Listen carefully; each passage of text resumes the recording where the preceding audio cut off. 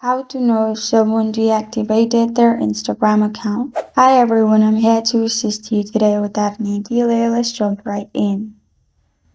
First, open Chrome on your device and click on the search bar at the top. After you click on the search bar, search for the username of the person you want to see and type Instagram.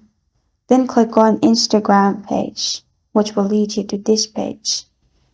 In here, if there is no option for seeing their post or anything, that means they have deactivated their Instagram account, as you will find user not found instead of other post and other options.